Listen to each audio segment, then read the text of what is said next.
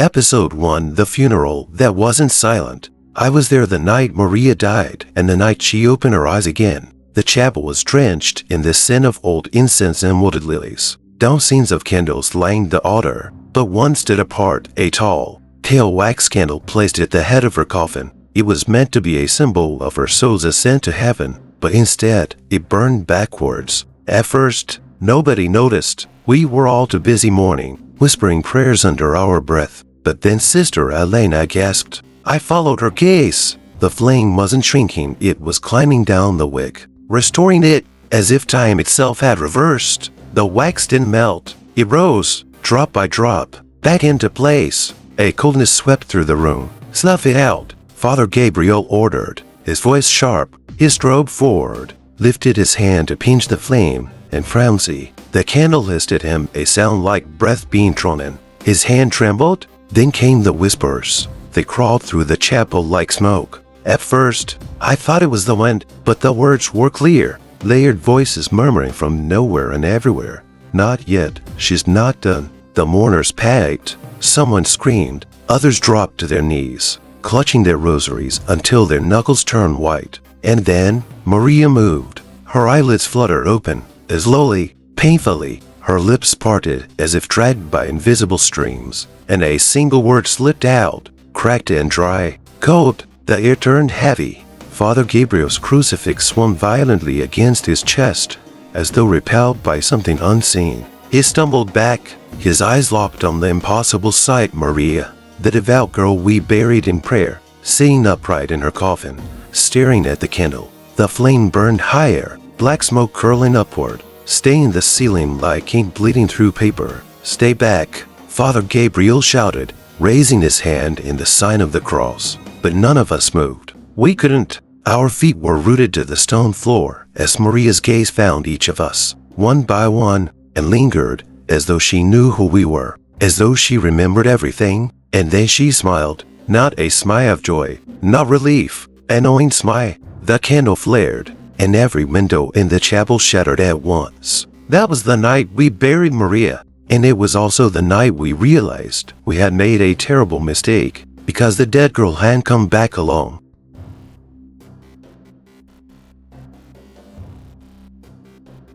Episode 2: Whispers from the Flame. I didn't sleep the night after Maria opened her eyes. None of us did. The chapel had been sealed, but I could still smell the smoke. It clung to my skin, to my clothes, to my very breath. Father Gabriel kept the candle locked away in the sacristy. Yet even behind the heavy oak door, his flame whispered. Maria hadn't spoken since the funeral. She sat in her room, pale as wax, her gaze fixed on nothing. The villagers said she should have been dead. They were right, but every time I looked at her, I saw something worse. The way her lips would move silently, as if answering someone only she could hear. That night, I stayed near her door, and that's when I heard it. Light is a wound, and I am the knife. The voice wasn't human. It wasn't even a voice. It was the scrape of ash across stone, the hum of fire devouring air. I pressed my ear closer, and my heart nearly stopped. Maria was speaking back. No, she whispered. Not them. Not yet. The door creaked. Slowly, I stumbled back just as Maria appeared in the frame, her bare feet leaving faint black marks on the floor as though soot clung to her skin. Her eyes, oh God, her eyes weren't hers anymore. In their depths, I saw the candle's flame twisting like a reflection in broken glass. Did you hear it? I asked, my voice trembling. She smiled faintly, the same terrible smile she wore in the coffin. It told me things, she murmured, things that are going to happen. What things? Her gaze drifted past me, down the dark hallway toward the church bells. Tonight, she said softly, someone's going to die. I ran to Father Gabriel, desperate to make him understand, but he was already there, kneeling before the locked sacristy door. He didn't look at me. He didn't need to, because we both heard it. From behind though it came a low, guttural chant, words older than any prayer I'd ever known, and beneath it, the faint, steady crackle of the candle burning backward. And then, just before the bell tolled midnight, the whisper stopped. Only one voice remained. Maria's. She was laughing.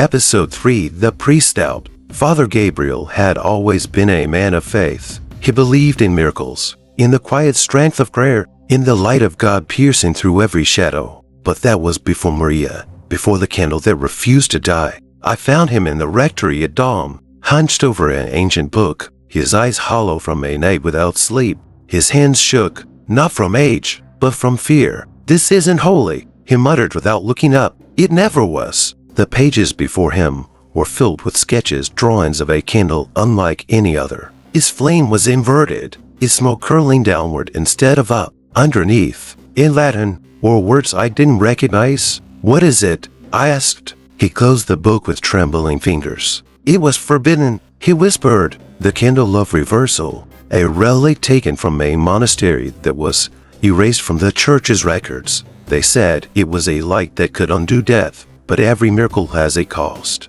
I swallowed hard.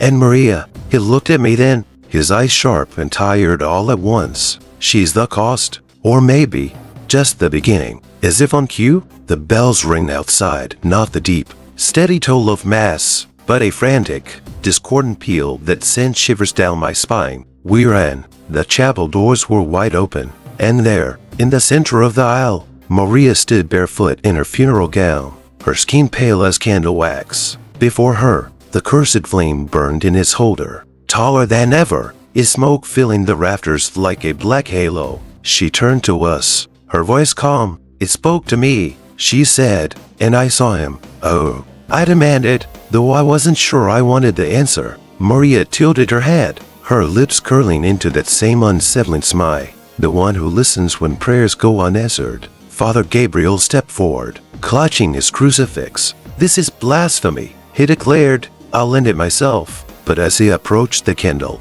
the flame bent toward him like it was alive, like it knew him. And in the silence that followed, I heard something I will never forget. A whisper from the fire, speaking his name. Father Gabriel staggered back, his face cracking like old stained glass. For the first time in my life, I saw a priest, afraid to pray.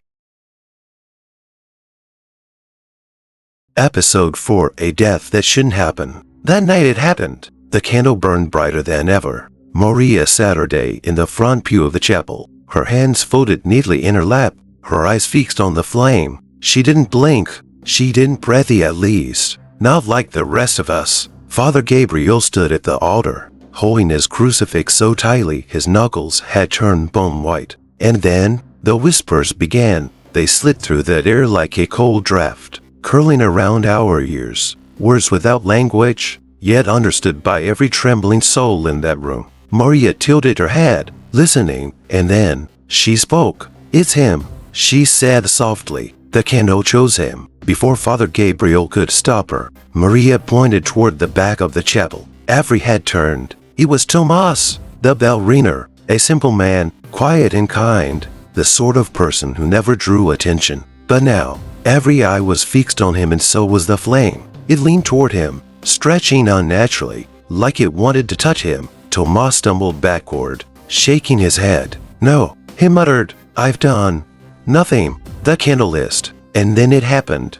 Tomas collapsed, clutching his chest. The sound of bones striking stone echoed in the silent chapel. No one moved. No one breathed. And then Maria left. It wasn't cruel. It wasn't joyous. It was hollow, like the echo of something not entirely human. Father Gabriel rushed to Tomas' side, but it was pointless. His eyes were glassy, his body still warm. He hadn't been sick. He hadn't been cursed. And yet, the candle burned taller, as if it had been fed. I stepped back, my throat dry. It killed him," I whispered. Maria turned to me then, her gaze sharp and bright, her voice soft as smoke. "No," she said, "it only collected what was already owed." Father Gabriel snapped at her. "Enough of this." He seized the candle, his fingers trembling, but before he could lift it, the flame grew, stretching upward, twisting like a living thing, and then it spoke. Another. It whispered. Every candle in the chapel went out at once.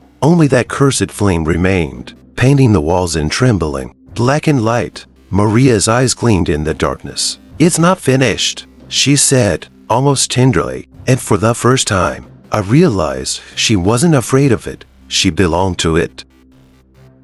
Episode 5. The Candle's Hunger. By the fifth night, the candle no longer waited. It demanded. I woke to the sound of bells, soft, distant, but wrong. They weren't coming from the tower. They came from inside the chapel. When I entered, the air was heavy with smoke, so thick it clung to my lungs. And there she was, Maria, kneeling before the candle like a bride before her groom. Her hands were trembling, but not from fear, from devotion. Maria, I whispered, what are you doing? She didn't look at me. Her eyes were fixed on the flame, her lips moving in silent prayer. But the closer I came, the clearer I heard it. The candle wasn't silent anymore. It was breathing. With every flicker, it exhaled a sound like 1,000 sighs, each one soaked in grief. Wax bled upward into its base instead of dripping down. The flame burned black at its core, and in that darkness, I swore I saw faces. Father Gabriel arrived moments later, his crucifix clutched like a weapon. Step away from it, he barked. Maria turned slowly, her face pale, her lips cracked from speaking too many prayers no one had taught her. It's hungry, she said softly. It wants more than death now. I shivered. What do you mean? Her smile was faint, almost tender. It wants faith. Before we could react, the candle roared it with fire, but with shadow. The smoke swirled upward, taking the shape of a cathedral ceiling vaulting high above us. And then came the whispers, down scenes of voices, all crying the same plea, kneel. And we did. I didn't mean to. My knees buckled on their own, the weight of unseen hands pressing me down. Father Gabriel fought it, his jaw clenched, sweat pouring down his face. But Maria, she didn't resist. She bowed her head, and the candle leaned toward her, its flame lowering like a blessing. And then, it touched her, not with fire, with something colder than ice, something that crawled into her skin and made her shudder as if she'd been kissed by death itself. When it withdrew, Maria's eyes burned like twin embers. Now, she whispered, it will show us the next name. The candle flared, and on the stone floor, in a pool of soot and ash, a single word burned itself into existence. It was Father Gabriel's name.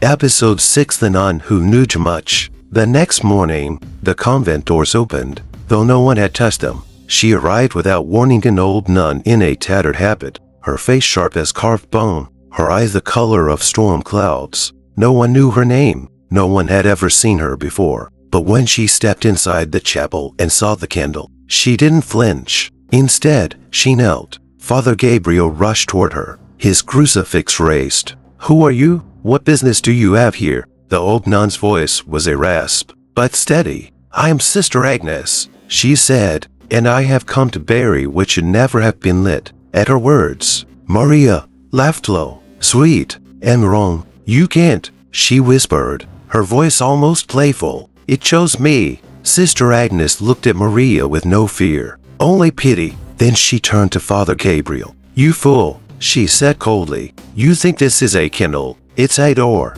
and every night you leave it burning, it opens wider. Father Gabriel's face went pale.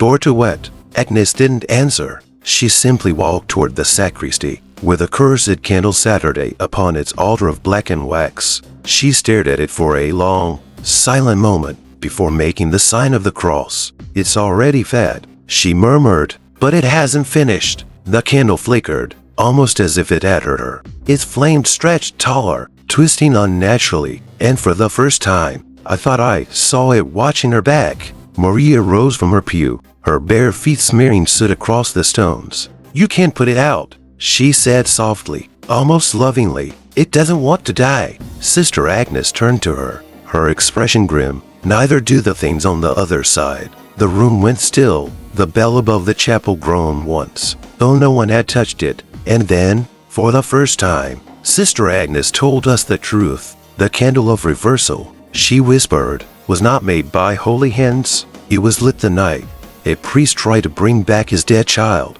and open the way for something that was never meant to enter. Maria's smile widened, slow and unsettling. I know, she said, and in that moment, the candle flared, and all the other candles in the chapel lit themselves, burning backwards. Sister Agnes. Episode 7. The First Offering. The chapel was no longer a place of prayer. It was a throat black and endless waiting to swallow us whole. Sister Agnes stood at the altar, her withered hands clenched around a rosary so old, the beads looked like dried blood. Father Gabriel and I stood frowning, staring at the candle that burned against nature itself, its flame curling downward like an inverted blessing. "It wants its first offering," Agnes said. Her voice didn't waver, but her eyes, they carried the weight of someone who had seen this before. Maria smiled, not like a girl, but like a thing wearing her skin. "It already chose," she whispered. On the floor, the soot-born letters of Father Gabriel's name still smoldered faintly. The stone beneath them cracked as though scorched from within. "No," Gabriel growled, clutching his crucifix tighter. "I will not." "You don't have a choice," Agnes cut in sharply. "If we deny it, the door will rip open all at once. And then, we won't be dealing with a single death." I didn't understand. I didn't want to. But then the candle spoke. Not aloud. Not like any human tongue. It pressed into my skull, into my bones. A voice that was fire and shadow at once. "Bring him." Gabriel staggered back, his face pale as wax. "God help us." But God wasn't there. Only the candle. Maria stepped closer, barefoot, her gown dragging through the ash that now lined the floor. "It won't hurt," she cooed, as if speaking to a frightened child. "It only takes what's already is." Agnes drew a dagger from within her habit. Not steal something older. Its blade black and jagged, carved with sigils I couldn't read.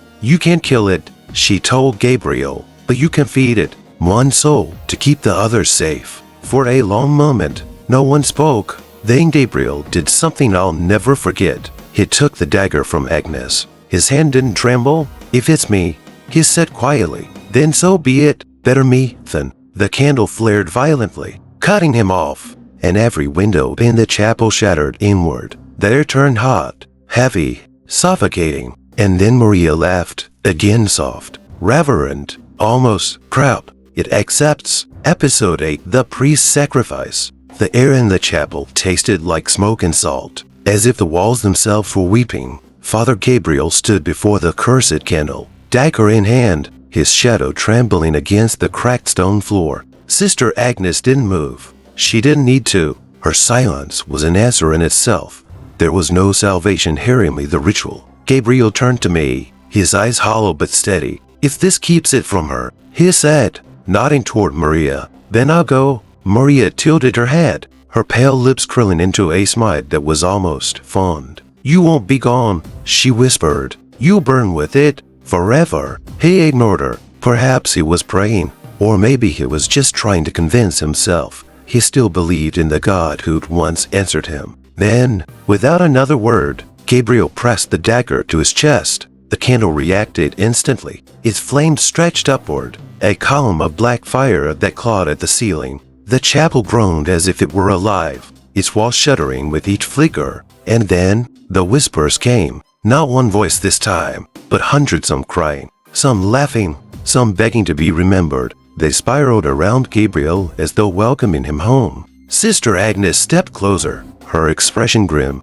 "Do it quickly, Father. If you hesitate, it will take more than your life." He nodded. Then, with one final look at me, look that carried both terror and peace, plunged the dagger into his heart. The candle didn't just burn, it devoured. Flame erupted backward, pulling toward the wick instead of away, sucking Gabriel's body in like smoke through a keyhole. His scream was not pain, it was something deeper, a sound of faith breaking, and then he was gone. Only the candle remained, its flame larger, brighter, and now human. For a single breath, I saw his face inside it, eyes closed, mouth moving in prayer. Maria clapped her hands softly, as if witnessing a miracle. "It's full," she whispered, "for now." But Sister Agnes didn't look relieved. She only stared at the candle, her jaw clenched. "That wasn't a sacrifice," she said quietly. "That was an invitation." I felt the floor shift beneath us. Somewhere deep below, something had awakened,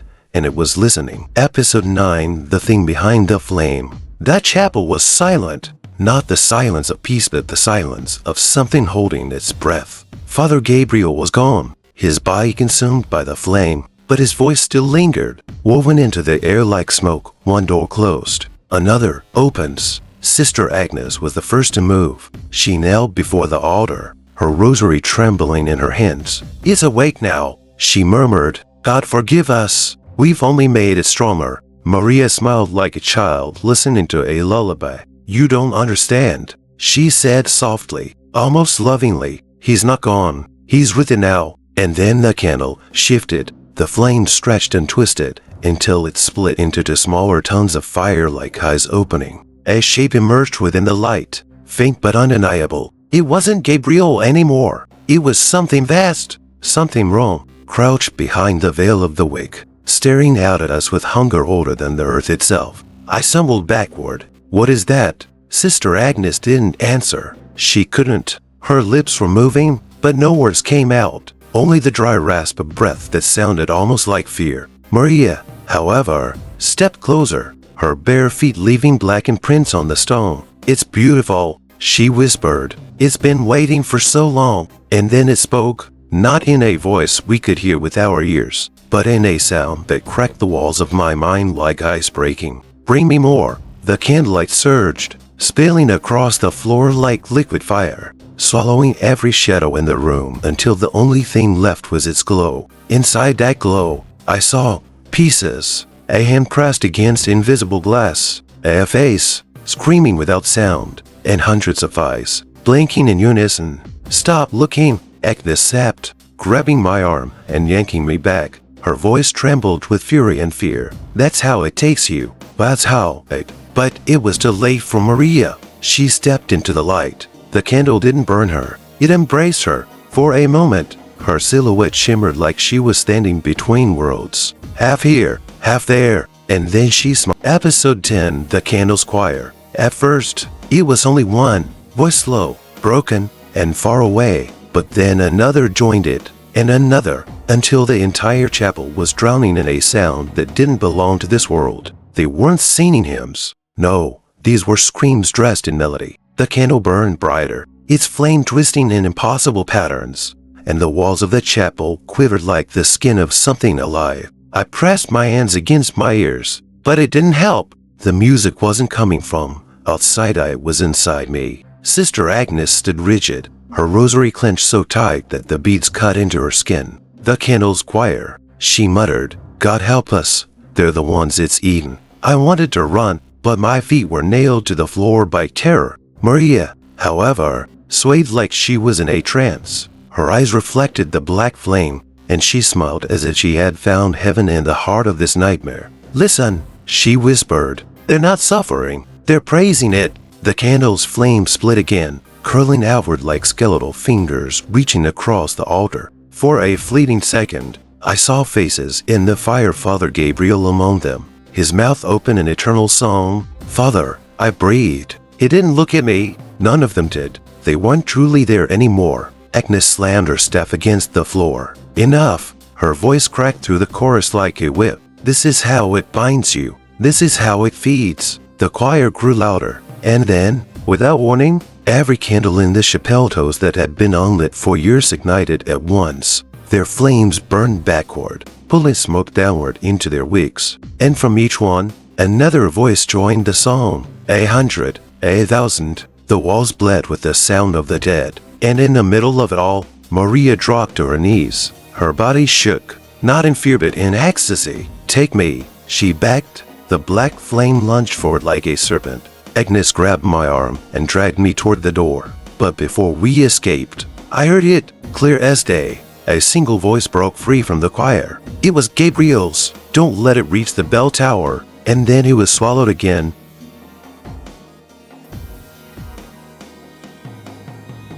Episode 11, The Bell That Should Never Ring. We stumbled out of the chapel like fugitives escaping a grave. The night was cold, but the air still carried the taste of smoke and ash. Behind us, the candle's black flame clawed at the stained glass windows, its choir screaming through the cracks. Sister Agnes didn't stop until we reached the base of the bell tower. She leaned against the stone wall, her face pale, her breath ragged. "If it reaches the bell," she whispered. I grabbed her arm. "What happens if it does?" Her eyes snapped to mine, and for the first time since she appeared, I saw something I didn't think she was capable of. Fear. The bell is consecrated, she said, forged in a century of prayer. If that thing touches it, it won't just feed on the dead inside the chapel. It will call every soul in town to it. The living, the dead, all of them. I felt my stomach drop. Behind us, Maria stood in the doorway of the chapel, lit by the candle's monstrous glow.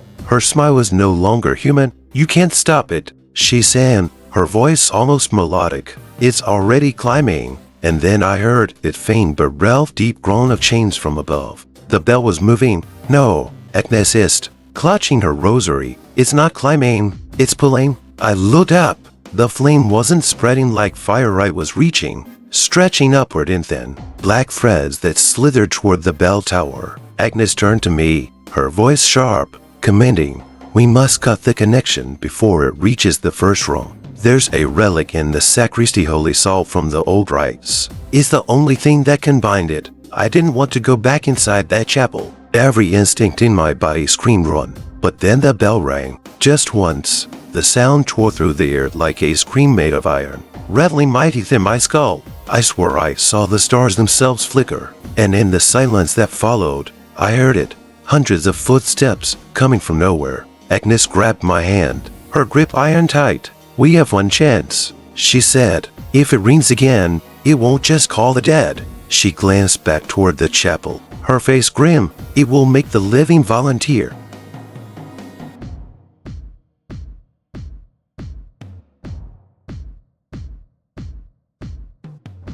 Episode 12, The Town of Hollow Eyes. The second bell strike never came, but that first was enough. They emerged from the mist like shadows with fleshmen, women, children, all walking toward the chapel with the same lifeless expression, their eyes drained of everything that made them human. Sister Agnes dragged me behind a broken wall as the procession passed. "They're not dead," I whispered. "They're sleepwalking." "No," she said, clutching her rosary so tightly her knuckles bled. "They've been invited." Maria stood at the chapel's entrance, her hands raised as if in prayer, her silhouette lit by the backward burning candle. The black threads of its flame climbed higher toward the bell tower, writhing like living veins, and the townsfolk followed them, one step at a time. "They won't stop," Agnes muttered. "Not until they're part of its choir." One man broke away from the group and turned toward us. His mouth hung open, and a low hum slipped out, a sound like the candle's song leaking through a human throat. Then another turned, and another. "They see us," I hissed. Agnes reached beneath her habit and pulled out a pouch of coarse, gray powder. "Holy salt," she said, "from the old rites. Keep it close, or you'll be joining them." The first of the townsfolk lunged. I felt his fingers brush my sleeve, ice cold, trembling, but relentless. Agnes threw a line of salt across the ground, and the man frowned like he'd hit an invisible wall. His hollow eyes blinked once, twice, then stared at us with something almost worse than emptiness, recognition. "Help me," he croaked, and then he was pulled backward, his body vanishing into the growing shadow spilling from the chapel's door. The bell above groaned, chains tightening. Maria's voice carried over there, serene and terrifying. "One more ring, and you'll see him. One more, and you'll understand." Agnes grabbed my arm. "We don't have time." Really? No. We sprinted toward the sacristy door at the side of the chapel. Behind us, the townsfolk began to hum in unison, their hollow chorus blending with the candle's monstrous choir. And then, over all of it, the sound of chains moved again. The bell was winding up for its second strike. If it rang, I knew we wouldn't just lose the town. We'd lose everything.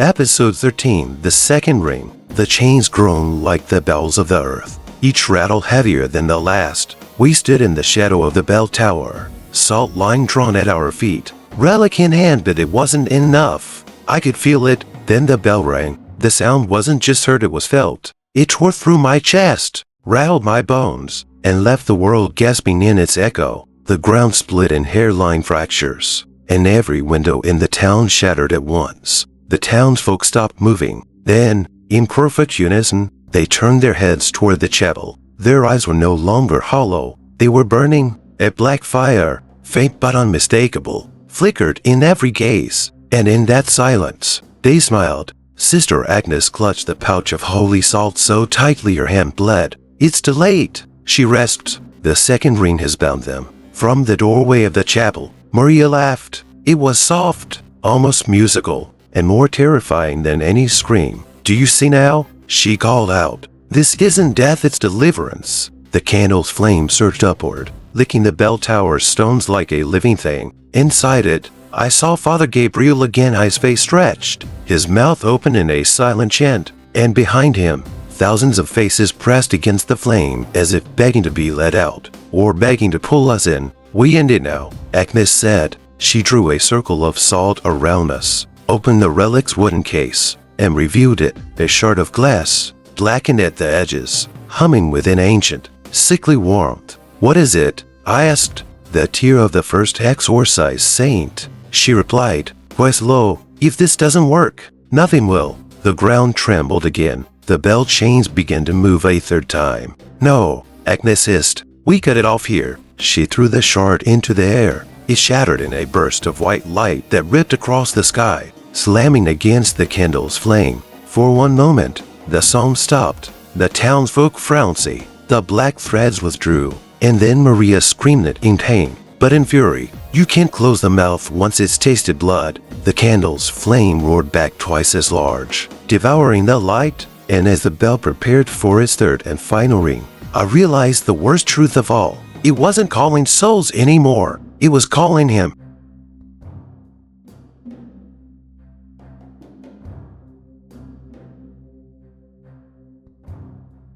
Episode 14, The Third Ring. The chains screamed like tortured metal, pulling tighter, higher. The candle's black flame writhed against the sky, clawing at the heavens as if it could tear them open. I knew, deep in my bones, that if the bell rang a third time, nothing would remain. Sister Agnes stood inside the salt circle, trembling but unbroken. "When it rings, it won't just take the town," she whispered. "It will open the way." "The way to what?" I asked, though I already feared the answer. She looked at me with eyes that carried centuries of faith and dread. "To him," the bell groaned. The townsfolk gathered closer, their burning eyes locked on the tower. Their mouths opened, and they began to hum, again low, guttural, like a single monstrous throat preparing to breathe. And Maria stepped forward, her skin glowing faintly, as if the candlelight had replaced her blood. "You should be grateful," she called. "You'll see the world as it was meant to be consumed in this fire."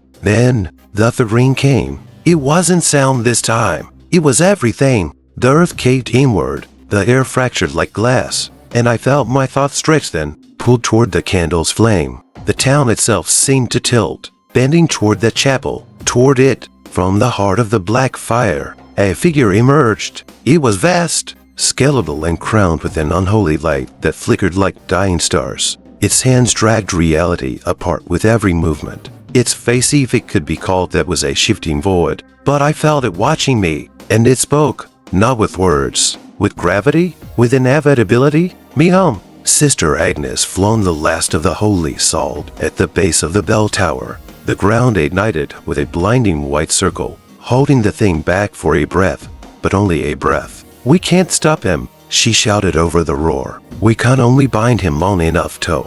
The salt line cracked. The candle's flame lunged, splitting the sky in two. Maria's laughter rose above it all, wild and triumphant. And then, I saw it. The bell itself was breaking. If it shattered, there would be no barrier left. Agnes grabbed my hand, her voice shaking. "If you have any faith left, pray." And as the bell's metal screamed and fractured, I realized this was not the end. This was the door.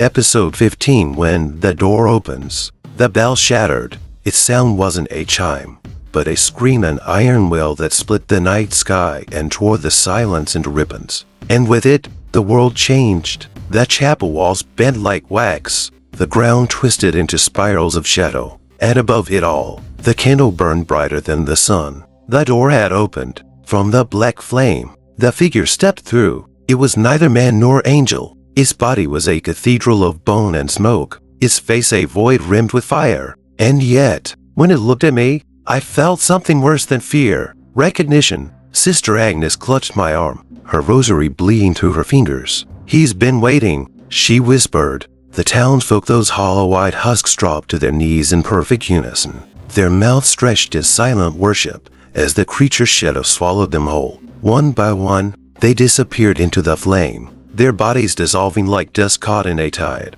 Maria stood at the altar, her arms wide, her face radiant with madness. "This is salvation," she cried. "This is what faith was always for." But I couldn't move, because I heard it, a voice, not his, Gabriel's. "Bind it." The words struck like lightning in my mind. I turned to Agnes. "The relic, there has to be something left." Her eyes darted to the shard's remains, still glowing faintly in the dirt. "If we mix it with the salt, maybe." There was no time to doubt. Together, we formed a crude circle with what little holy salt remained, pressing the shard into its center. The ground trembled as the black flame inched closer, its heat burning my skin though it was cold as winter. I prayed then, not with words, but with every desperate breath in my body, and the circle answered. A pillar of light burst upward, cutting through the candle shadow. The figure roared in pain, but infuriated. Its massive hands slammed against the barrier, shaking the earth. "Hold it!" Agnes screamed. I pressed my hands into the salt, my bones vibrating like they would shatter. And for one impossible moment, the world was still black fire against white light. Maria's scream broke the silence. She ran toward the circle, her face twisted in rapture. "Don't you dare bind him! This!" She never finished. The light swallowed her, and then the candle went out. No sound, no fire, no figure, only silence. Epilogue: The Last Light. We walked for what felt like hours, but the sky never changed. No sun, no moon, only that dead, colorless horizon stretching endlessly. Sister Agnes kept her rosary clutched tight, her lips moving in silent prayer. I wanted to believe it would help, but the silence after the candle's extinguishing was louder than any faith I had left. And then I saw it. A glow. At first, I thought it was hope, a distant shimmer in the dark. But as we approached, I realized what it was, a single candle, burning backward, its black flame twisting against the void. It wasn't gone. It had simply followed us. Agnes stopped walking. Her shoulders sagged like the weight of every unspoken horror was pressing down on her spine. "It's not bound to the town," she said, her voice trembling.